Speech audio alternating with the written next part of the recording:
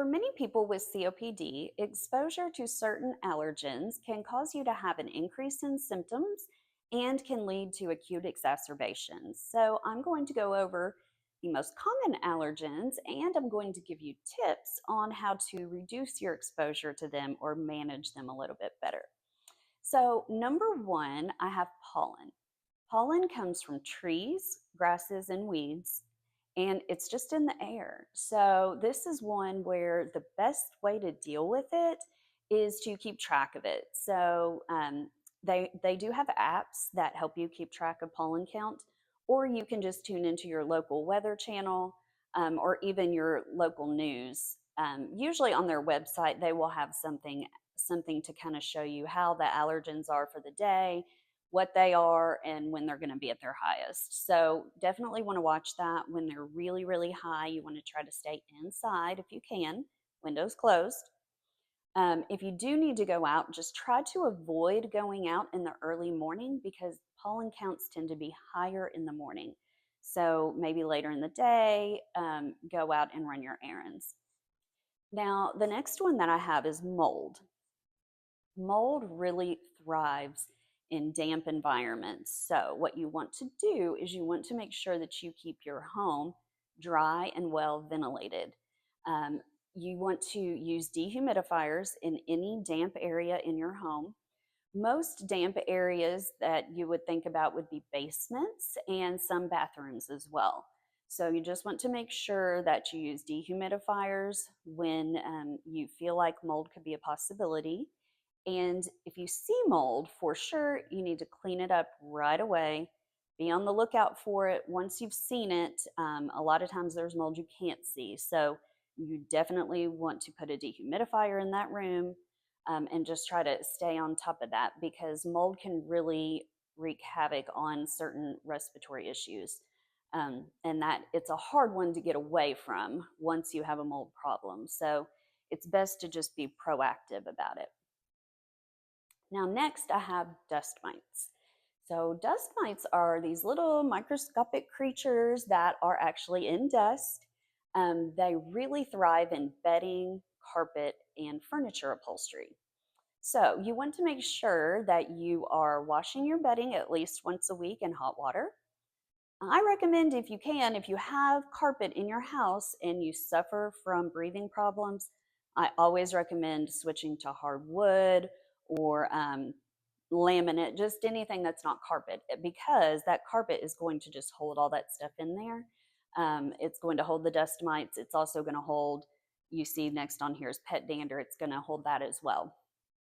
So anytime you can get away from carpet, you want to. Um, and then on top of that, they also have different pillowcase covers and mattress covers that you can use that will kind of keep stuff like that out. So that's another thing. And then after that, you just want to try to make sure that your home is clean, dust often. Um, if you do have carpet, use a vacuum cleaner with a HEPA filter. That's really going to help the air around also. Now, next we have pet dander. So pet dander, this comes from your pets, obviously. It's actually protein that is found in their skin flakes, their hair, their saliva, their urine, it's in everything. So if you have pets, I highly recommend, if you do have allergies to them, that you do not let them sleep in your bedroom. And I hate to say that because my dogs do sleep in my bedroom, but I'm not allergic to them. So I do recommend that. Definitely use the air purifiers. Make sure that you're vacuuming often if you have carpet, and just basically keeping everything tidy, nice and clean. And that will reduce your exposure to the pet dander. Also, just groom your pets often. Make sure they're clean, brush them. That's going to help with that as well. Now, next on the list, I have cockroach droppings. So that's kind of gross. A lot of times you can be exposed to cockroaches and not even know it. Of course, in more urban environments, they are more common, but they can be living around your environment and you don't even know. So just keep your eye out for them. Definitely clean often, like I said before. Make sure that you close up any kind of food that you have. Don't leave anything out uncovered. Um, and then you also, if you think that you have a problem, you might want to contact like a professional exterminator, because not only are they gross looking, but they can actually cause you to have an allergic reaction that can make COPD symptoms worse. So we have that. Now, next is one that everybody pretty much knows about, but smoke and strong odors. So, smoke is any kind of smoke. This is going to be secondhand smoke as well. And then it's also going to be any kind of strong cooking smells, perfume, cleaning agents, anything like that. Those strong odors can really affect you. So you can try wearing a mask.